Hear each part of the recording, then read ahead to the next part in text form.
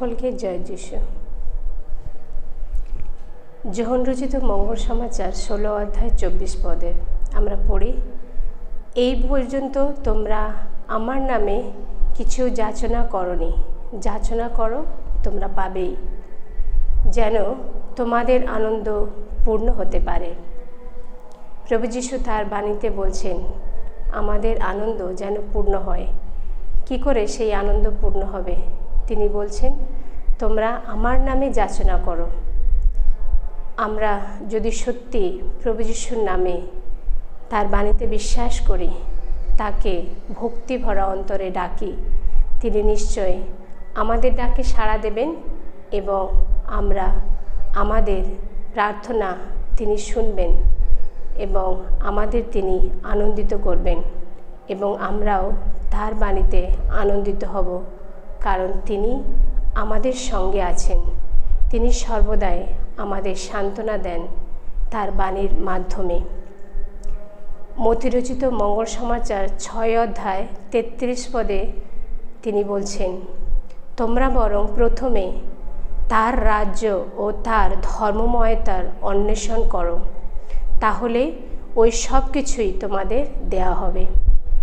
তিনি বলছেন আমরা যেন সেই ধর্মের পথে চলি, তাকে অন্বেষণ করি, তাকে খুঁজি এবং তার সঙ্গে কিছু সময় কাটাই, কারণ তিনি সর্বদাই আমাদের জন্য অপেক্ষায় রয়েছেন।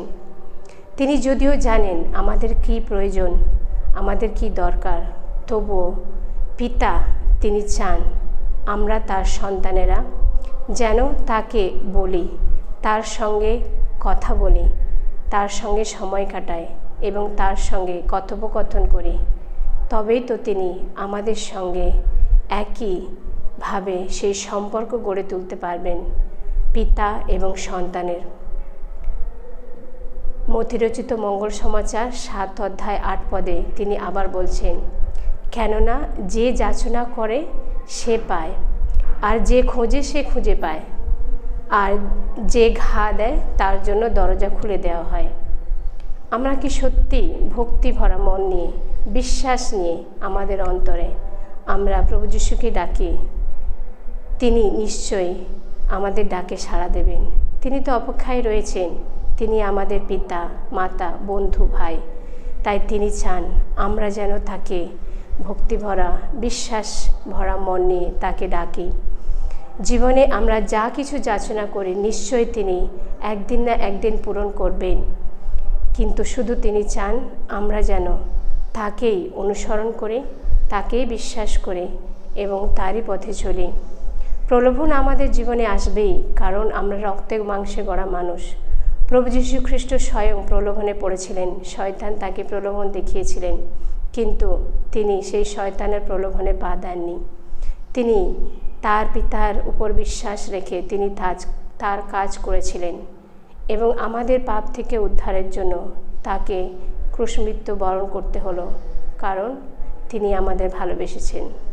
তাই তিনি সর্বদাই চাইবেন আমরা তার সন্তানেরা যেন আনন্দে থাকি।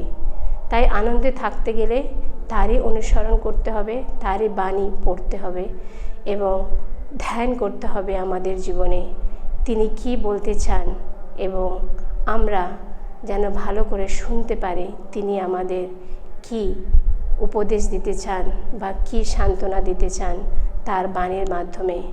আমরা যদি তাকে বিশ্বাস করি, ভালোবাসি, তিনি নিশ্চয়ই আমাদের প্রার্থনা শুনবেন। যখনই আমরা তার দরজায় ঘা দেব, তিনি আমাদের জন্য দরজা খুলে দেবেন।